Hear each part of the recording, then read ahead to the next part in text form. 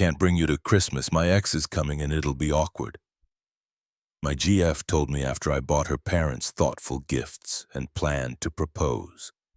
So I left. Months later, she's spiraling that I'm with someone better. All right, Reddit. This happened Christmas 2022, and my best friend said it would be a Reddit gold. So here we are. My girlfriend dumped me 3 days before Christmas. Said she's bringing her ex instead of me. But that's not even the worst part. Here's what went down. I, 27, male, work in project management for a mid-sized company here in Ohio. Been living in the same city since college because why leave when you've got a decent job in your own place? Also got a decent truck that's actually paid off. Not the most exciting existence, but I'm stable and comfortable. The Silverado was my first real adult purchase. I bought it used from some farmer who'd babied it like his firstborn. Thing had 40,000 miles and a spotless maintenance record. Spent my first weekend installing a tunnel cover and upgrading the sound system because stock speakers sound like they're underwater. After a string of relationships that crashed and burned because apparently being too serious is worse than being a man-child, I'd basically given up on dating. I was focusing on work, hitting the gym, and restoring this 1987 Camaro I bought off Craigslist. Then my buddy Jake throws this barbecue in summer 2021 and I meet Andrea. This girl was everything I thought I wanted. Art teacher at the local elementary school had this laugh that could stop traffic. Wore sundresses that actually fit properly. We clicked immediately. She thought it was attractive that I had my life together. Owned furniture that wasn't from IKEA and could plan a date that didn't involve splitting an appetizer at Applebee's. For once, someone actually appreciated the whole responsible adult thing instead of calling it boring. Dating Andrea felt different from the start. We're talking real future stuff. She'd mentioned wanting to meet my extended family, asked about my lease renewal. Even joked about me needing a bigger place for when we move in together. She actually got excited about the Camaro project, which shocked me. Most girls I dated rolled their eyes when I talked about cars, but Andrea would bring me coffee while I worked in the garage and ask questions about what I was doing. She even helped me sand the rust spots off the quarter panels wearing these cute overalls she'd borrowed from her mom. Her parents absolutely loved me from day one. Her dad, Steve, this retired firefighter. Total old school guy who taught me how to properly season a cast iron pan and let me help rebuild his '76 Corvette engine. We'd spend Sunday afternoons working in his garage while drinking Budweiser and talking about everything from football to power tools. Dude became like a father to me. Steve's garage was basically automotive heaven. Organized like a surgical suite with every tool labeled and hung in its proper place. Guy had a lift installed so he could work underneath cars properly and a compressor set up that could power pneumatic tools all day. He'd inherited most of his father's tools from the 50s. These heavy American-made pieces that would probably outlast nuclear war. Teaching me to rebuild carburetors and adjust valves while sharing stories about fighting fires and raising kids. Her mom, Grace, treated me like the son she never had. Always sending me home with containers of leftovers, texting me links to articles she thought I'd find interesting, asking my opinion on everything from what color to paint the guest room to which lawnmower Steve should buy. When Andrea and I would visit for dinner, Grace would literally shoo her daughter away so she could show me her tomato garden or ask about my job. Grace had this massive vegetable garden that she treated like a science experiment. Row after row of perfectly organized plants with detailed charts tracking growth rates and harvest dates. She'd quiz me about soil pH and irrigation systems like I was studying for finals. She'd pack me food to take home, started teaching me her canning techniques so I could preserve vegetables for winter, even let me help redesign her greenhouse layout using my project management skills. They'd constantly tell Andrea how lucky she was, how I was one of the good ones. Steve would drop hints about marriage, and Grace was always making comments about how their future grandchildren would be so well taken care of. I genuinely loved these people. By October 2022, I was ready to propose. I had a $7,500 ring hidden in my sock drawer. The plan was Christmas dinner at their house, propose during dessert with both families there, then celebrate. Everything mapped out perfectly. Come November, I decided to go full Christmas movie mode. My family always went hard on holidays, so it felt natural to start planning early. Plus, this was our first Christmas as a serious couple heading toward engagement. Had to make it count, right? Started coordinating schedules in early November. Made dinner reservations at this steakhouse Andrea mentioned wanting to try. Bought a green sweater because she said I looked good in that color. Even planned out the timing for gift exchanges so nothing would feel rushed. The steakhouse was this place called The Refinery that she'd mentioned after seeing it on some food blogger's Instagram. Made reservations for 7 p.m. on Christmas Eve, primetime slot that I had to call 3 times to secure. Asked for their best table with a view of the city lights. Told them it was for a special occasion. Then I went into detective mode for the gifts. During Thanksgiving dinner, Grace mentioned her grandmother's china pattern exactly once. Something about wishing she could find more pieces to complete the set. Took me 3 weeks hitting up antique shops across 2 counties, but I tracked down 4 matching pieces. Steve casually mentioned this book about firefighting history during dinner just in passing. Spent another week hunting down a first edition online. And for Andrea, I'd been saving for months to get her this professional art supply set she kept bookmarking but would never buy herself. The Prismacolor Premiere set with like 200 different pencils and brushes. Nearly $1,000, but watching her eyes light up would have made it worthwhile. I had backup plans for everything too. What if it snowed and we couldn't drive to her parents'? What if the restaurant lost our reservation? What if her family schedule changed? Looking back, maybe I went overboard, but that's how I show I care. I pay attention to details, I remember stuff. I plan ahead so nothing goes wrong. Early December, that's when the wheels started coming off. The first red flag came in early December when I showed Andrea the china pieces I'd found for her mom. I was genuinely excited about tracking down these impossible-to-find pieces and laid them out on my kitchen table like some kind of treasure hunter showing off his loot. She barely glanced up from her phone, just went, "Oh yeah, that's nice." Like I'd shown her a grocery receipt instead of something I'd spent weeks hunting down. "Your mom's going to lose her mind when she sees these," I said, trying to get some reaction. Still scrolling Instagram. I brushed it off. She said work was stressing her out with parent-teacher conferences and holiday programs. Work stress seemed legit at first. Teaching elementary school during December is basically herding cats while they're hopped up on candy canes and Christmas excitement. She'd come over after work looking completely drained, complaining about helicopter parents and impossible deadlines for holiday performances. I'd make her dinner and let her vent about administrative BS while she graded papers at my kitchen table. Figured the phone obsession was just her way of decompressing. Then she started mentioning Jensen, an old college friend who'd moved back to town for some startup job. At first, it was innocent, like, "Oh, Jensen thinks I should travel more," or "Jensen says this town is too small for creative people." Whatever.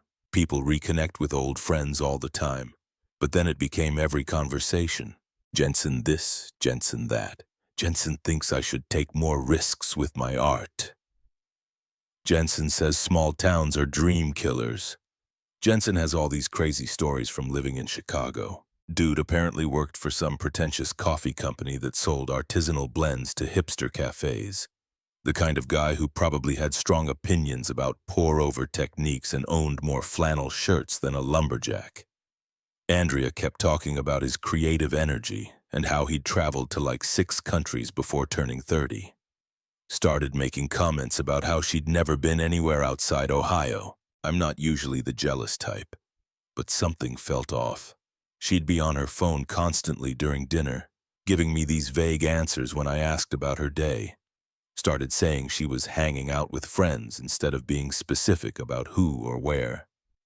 When I tried to confirm our Christmas dinner reservations on December 15th, she hit me with, "Maybe we should keep things flexible this year." Flexible how, I asked. Just not so structured, more spontaneous. Red flags everywhere. But I figured she was just stressed about the holidays. Boy, was I wrong. December 22nd. The atomic bomb. 3 days before Christmas, and I'm in my living room doing final gift wrap. Got everything organized by family member like some kind of Christmas logistics coordinator. Her parents' gifts in one pile, my family's in another, hers front and center. That's when she walks in with this look on her face, the "we need to talk" face, the one that means someone's about to drop a bomb. "Sam, we need to talk." I'm thinking maybe she wants to adjust the schedule or something. Maybe leave an hour earlier. Maybe switch the gift exchange order. Nope. She sits down on my couch and drops this. "I'm bringing Jensen to Christmas dinner instead of you." I literally stopped mid-rap. The ribbon fell out of my hands like in some cheesy rom-com. Had to ask her to repeat it because my brain couldn't process what she just said. "What did you just say?" "I know this is terrible timing, but Jensen and I have been talking." She takes this shaky breath. God, I don't know how to say this without sounding awful. "Well, you're off to a great start. Try anyway. Things between us have felt so structured, like we're following some predetermined blueprint instead of just living. With Jensen, everything feels more natural, more alive." I set down the gift I was wrapping. Ironically, it was hers. 3 days before Christmas, after I've been planning this for months. I know, it's cruel timing. I've been trying to find the right moment to tell you, but there never was one. Her voice cracks like she's the victim here. "You put so much thought into everything, the gifts, the reservations, the way you remember every little thing my family says. It should make me feel loved, but instead it makes me feel trapped.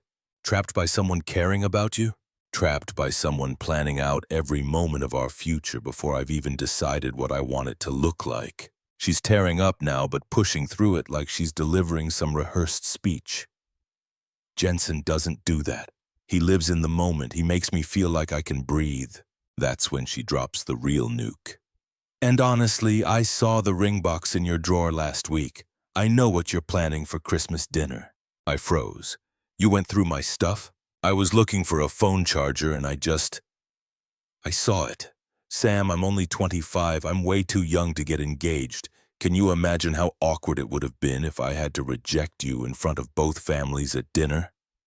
I'm actually doing you a favor here." I just stared at her. "A favor?" "Yes. Can you imagine how humiliating that would have been for both of us?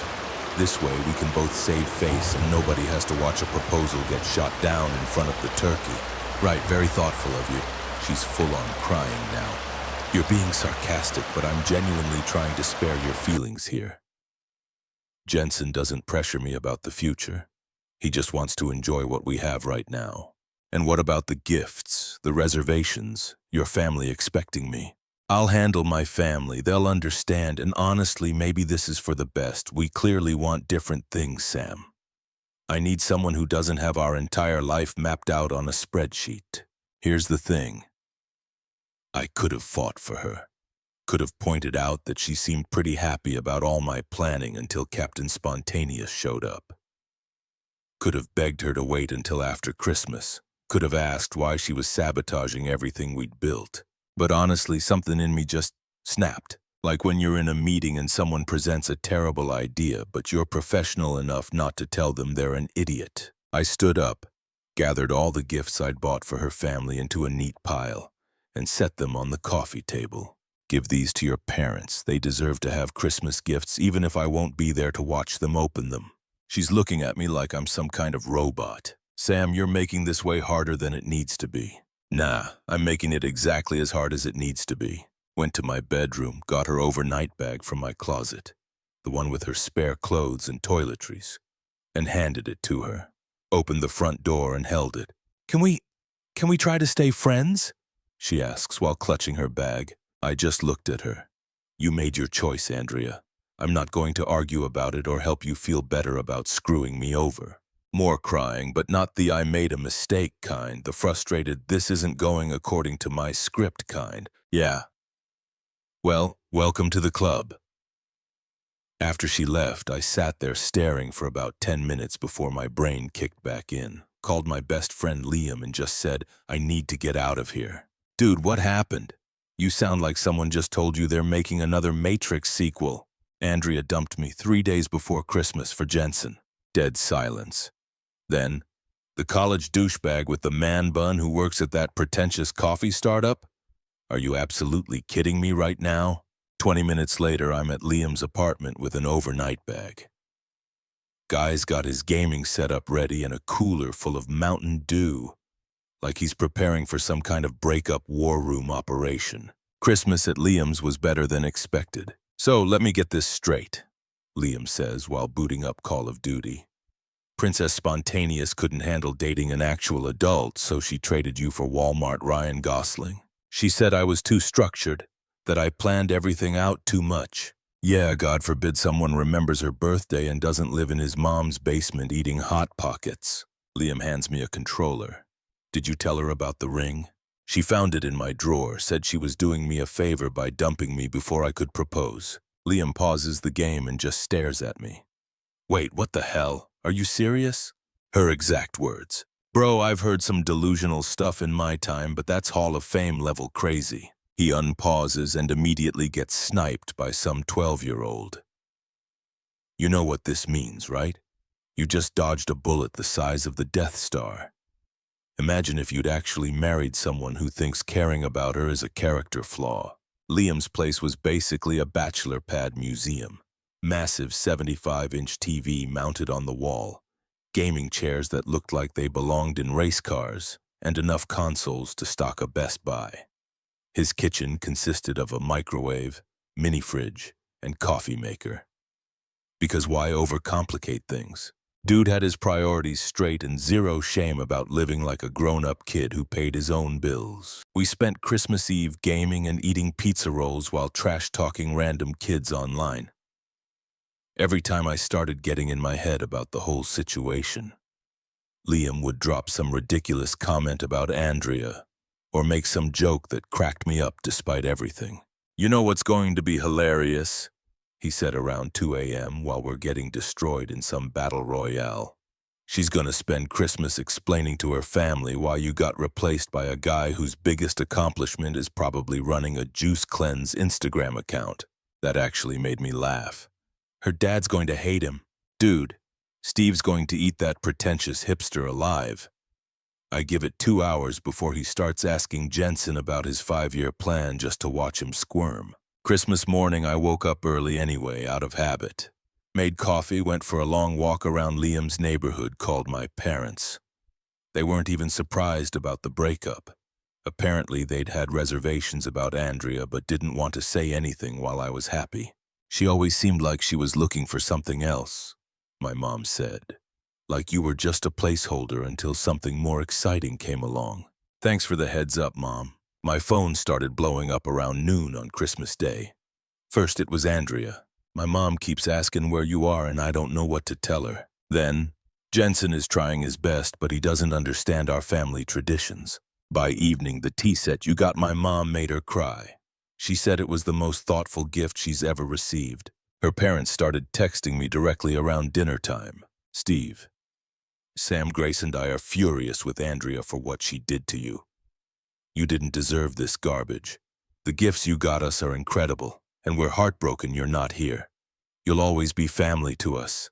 Grace sent me a whole paragraph. "Sweetheart, I don't understand what got into our daughter. You're family to us and always will be. This Jensen boy is rude and arrogant, and we told Andrea exactly how we feel about this whole situation. We love you and we're so sorry." They even sent me pictures of Grace using the tea set and Steve reading his book, clearly trying to show Andrea what she'd thrown away. Steve's follow-up text included a photo of him giving Jensen the stink eye across the dinner table while the dude tried to explain why he didn't eat meat. Apparently, Captain Spontaneous was also Captain Vegan, which went over about as well as you'd expect with a retired firefighter who considered a meal incomplete without at least 2 different kinds of protein. The final text of the night was from Andrea again. I think I might have made a mistake. Can we please talk after the holidays?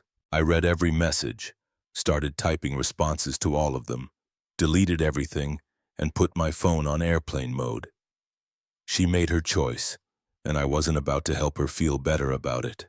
2 weeks later, she called me around 11 p.m. on a Tuesday. Voice all raw and desperate, like she'd been crying for hours. Sam, I need to talk to you. Jensen?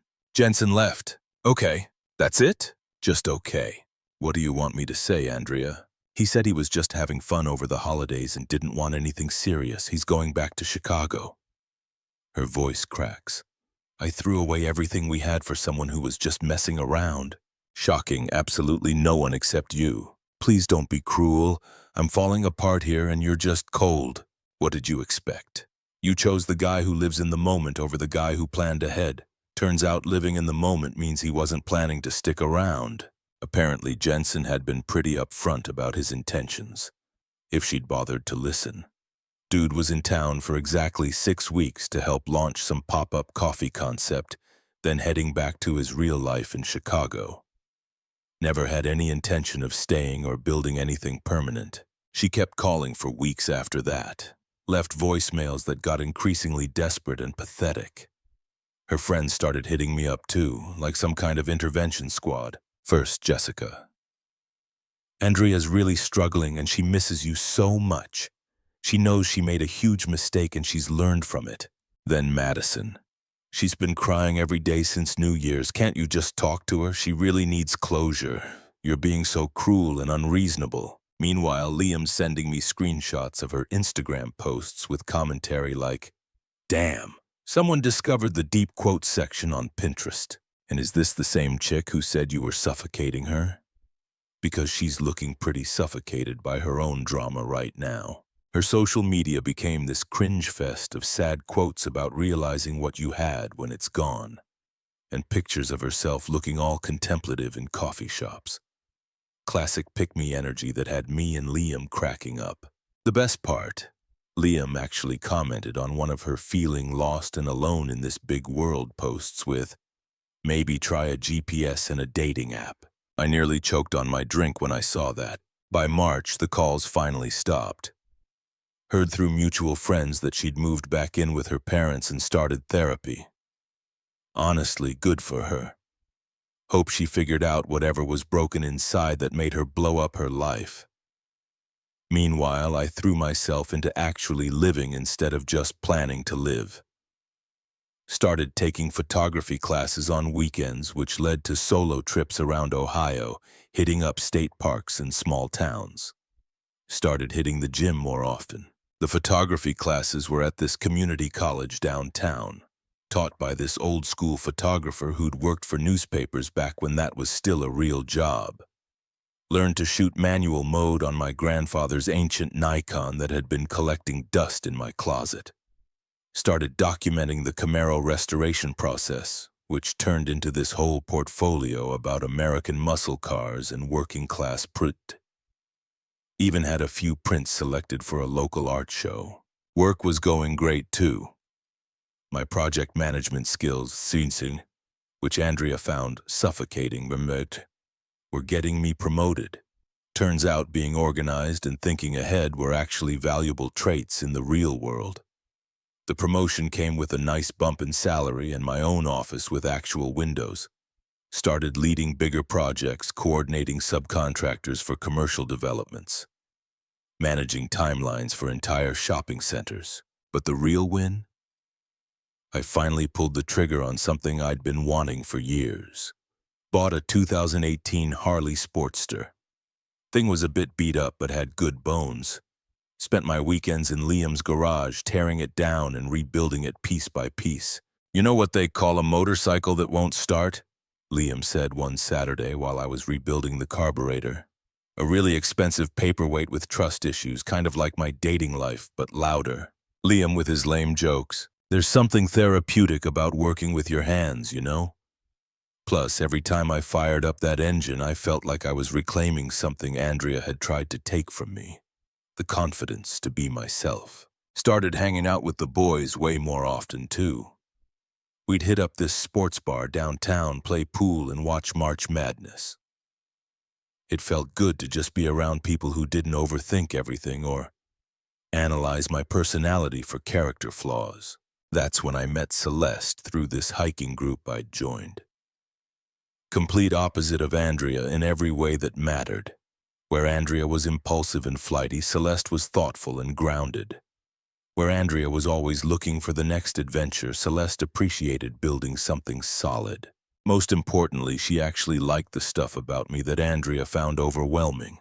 "I love how you remember things," she told me when we were planning our third date. "It makes me feel like I actually matter to you." Celeste was the kind of person who chose a career based on actually helping people instead of chasing some abstract creative fulfillment. She'd grown up on a farm outside Columbus, knew how to fix things when they broke, and understood the value of hard work and planning ahead. The girl could back up a truck, change a tire, and cook a meal that didn't come from a box.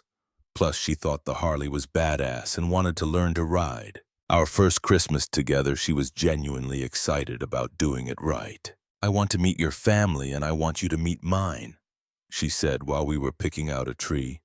"My family does everything last minute and I've always wanted to experience what it's like when someone actually plans ahead." "Are you sure? I tend to go overboard with holiday planning." She laughed and kissed me. "Promise me you will."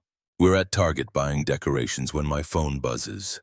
Text from an unknown number. "Hey, it's Andrea. I know it's been a while, but I wanted to reach out. I'm doing much better now, and I was hoping we could talk. Maybe grab coffee and catch up." Showed Celeste the message. She reads it and asks, "Do you want to respond?" Thought about it for exactly 2 seconds. "Nope." Deleted it and went back to debating between silver and gold garland. "Good choice," Celeste said. "The gold will look better with your couch anyway." Then came the holiday party ambush. Our mutual friend Jake throws this holiday party every year at his place. Celeste and I show up fashionably late. I'm feeling good about life. And then I see her across the room. Andrea's standing by the punch bowl, looking smaller than I remembered, checking her phone every 30 seconds like she's waiting for an Uber. Celeste spots her immediately. "Is that her?" "Yep, and she looks about as lost as I expected." I'm talking to Jake about his new job when I feel someone approach from behind. Turn around and there's Andrea with this forced smile, holding her drink like a shield. "Sam, I didn't know you'd be here tonight. You look really good, healthy." I put my arm around Celeste's waist. "Hey, Andrea, this is Celeste, my girlfriend." Celeste immediately extends her hand with a genuine smile. "Celeste, I know Sam mentioned you two had history. It's nice to meet you." I watch Andrea completely ignore Celeste's outstretched hand and look her up and down. "Right, Celeste." The way she says it sounds like she's tasting something bitter.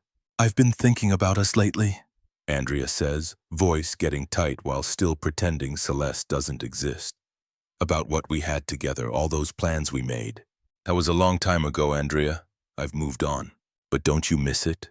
The way we used to be? The way you used to plan everything for us?" She's looking directly at me, completely cutting Celeste out of the conversation like she's invisible. Celeste jumps in, clearly proud. "Oh, Sam's been amazing. He's working with my mom to perfect her grandmother's prime rib recipe for Christmas dinner. And he found the most incredible gifts for my nieces and nephews. I honestly don't know how he keeps track of what they all love, but it's one of the things I adore about him." Andrea's face goes through about 5 different emotions: surprise, anger, jealousy, rage, before settling on pure venom. "How nice for you," she says to Celeste with this fake, sweet voice. It's so easy to appreciate someone when you haven't had to deal with their obsessive need to control everything yet. Give it time. "Excuse me?" Celeste says, stepping forward. "Please," Andrea says, composure completely cracking as she turns back to me. "Can we just talk privately without her?" "No," I interrupted. "Have a good time, Andrea." You can't be serious right now. You're really going to choose her over what we had? I already did.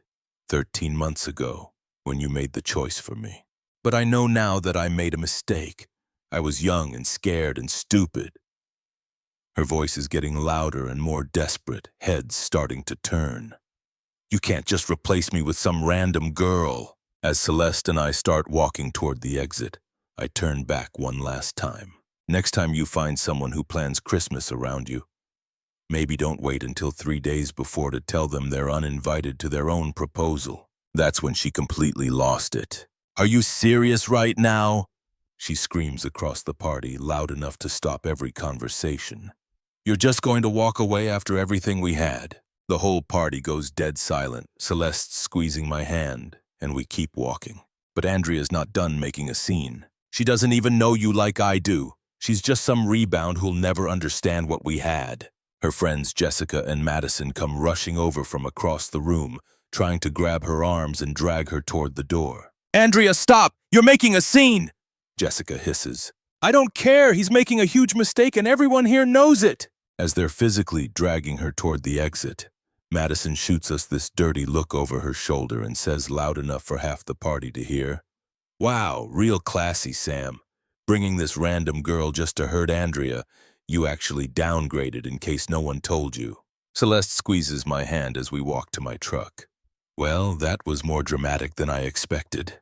For me or for her? Definitely for her. She looked like she was watching her entire future walk away. Maybe she was, but that's not my problem anymore. Rest of the party was great once the drama cleared out. Made plans for New Year's Eve, talked about vacation destinations, just enjoyed being with someone who actually wanted to be there. Fast forward to summer and life was honestly better than I could have imagined. The Harley restoration was complete. Liam and I had turned that beaten-up Sportster into something that belonged in a magazine. Every Saturday, we'd cruise around Ohio, hitting up small towns and dive bars, just enjoying the freedom. You know what's funny? Liam said one weekend as we're grabbing lunch in some town I can't even pronounce. A year ago, you were planning Christmas dinner with Crazy, and now you're out here living like a Springsteen song. Character development, bro. Celeste had moved into my place around April, and it was seamless. Girl could cook like she went to culinary school, actually wanted to hit the gym with me. And here's the crazy part. She never complained when I'd disappear to work on the bike or hang with the boys. She'd just smile and say, have fun, babe, then post some cute story about loving to watch me in my element. Her Instagram was basically a shrine to our relationship, but in a good way. Pictures of us hiking, me working on the Harley. Us cooking together on weekends. She'd caption them with stuff like, watching this man follow his passions makes me fall in love all over again. Her friends would comment about how lucky she was to find someone who had his life together. That's when things got weird again. Turns out Andrea had been stalking our social media from fake accounts for months. Celeste started getting strange messages from random profiles with no photos. Nothing directly threatening. Just passive-aggressive stuff like, enjoy it while it lasts, and some people just steal other people's happiness instead of finding their own. The fake accounts were amateur hour, obviously created just to spy on us. One account messaged Celeste pretending to be concerned, saying something like, you should ask Sam about what really happened with his ex. There are things he's not telling you. Celeste screenshotted everything and showed me, laughing about how pathetic the whole thing was. Then Andrea escalated to real-world crazy. Started showing up at my work, just standing in the parking lot, staring at the building like some kind of rejected rom-com protagonist. Security had to escort her off company property twice. She called my coworkers, asking them to talk sense into me about making a huge mistake. Our office building has security cameras everywhere, so we had footage of her sitting in her car for hours, just watching the entrance. Building security started recognizing her vehicle and would call me whenever she showed up. My boss asked if I needed time off to deal with a personal situation, which was embarrassing as hell. Here I am, trying to maintain a professional reputation while my crazy ex is turning my workplace into her surveillance headquarters. She even tried calling Liam. Dude, your psycho ex called me last night. He told me while we were working on his car. Wanted me to convince you that Celeste isn't right for you and you're making a terrible decision. I told her the only terrible decision was her showing up at your job like some kind of discount stalker. What exactly did she say? Oh, the usual crazy stuff. That Celeste doesn't really know you. That you're just rebounding. That you'll realize your mistake when the honeymoon phase ends. He grins. So I told her that at least Celeste doesn't need a restraining order to understand boundaries. The final straw came when she started harassing Celeste online. She used those fake Instagram accounts to leave comments on our engagement photos, calling Celeste a placeholder and a rebound. Her flying monkeys, Jessica and Madison, joined in, commenting on our pictures with crying emojis and "this won't last" messages like a bunch of middle schoolers. Then she started leaving gifts on my porch. It was pathetic. White roses with notes like, "remembering what we had," and "some love never dies." Celeste was getting genuinely freaked out, and honestly, so was I. Time to lawyer up. Got a restraining order that basically told her to stay 500 feet away from me, Celeste, my house, my job, and anywhere we might reasonably be expected to exist. Thought that would be the end of it. I was wrong. One Friday night in late February 2024, we're all at my place, me, Celeste, and Liam, having an epic Mario Kart tournament. Celeste's absolutely destroying us and talking trash like she was born for competitive gaming. That's when we hear the pounding on my front door. "Sam, I know you're in there." Andrea, drunk as hell from the sound of it. "Celeste is not better than me.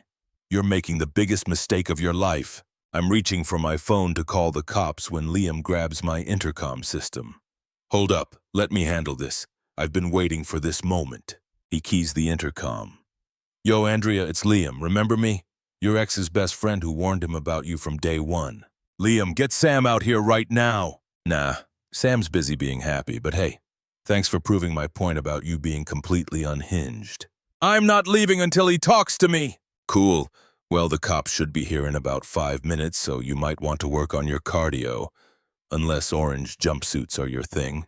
Celeste's filming the whole exchange on her phone, partly for evidence and partly because Liam's roasting session is absolutely legendary. "Oh, and Andrea," Liam continues, clearly enjoying himself, "next time you want to drunk dial someone at midnight, maybe try ordering pizza instead. At least then someone would actually want to deliver to your address." By the time the police showed up, she was sitting on my porch steps, sobbing and rambling incoherently about how she just wanted to talk and explain everything. They arrested her for violating the restraining order, public intoxication, and disturbing the peace. As they're loading her into the cruiser, she's screaming about how Celeste stole her life and how I used to be different. The neighbors are all outside watching this train wreck unfold like it's dinner theater. Liam looks at us as the police car drives away and says, "Well, that was loud. Anyone want pizza?" Never heard from her again after that night. Heard through the grapevine she moved to Portland and started fresh somewhere else. Hope she figured out whatever was broken inside that made her think destroying someone else's happiness would fix her own problems. Celeste and I are getting married this coming summer. Already proposed with the same ring I bought for Andrea. But this time it's for someone who actually deserves it. Liam's my best man, and his speech will probably include a 5-minute roast of my questionable taste in ex-girlfriends that'll have the entire wedding cracking up. My restored Harley will be our getaway vehicle. Celeste in her wedding dress riding behind me on a motorcycle will probably be the coolest moment of my existence. Sometimes the best revenge isn't revenge at all. It's just living well and finding someone who appreciates the same things about you that someone else took for granted.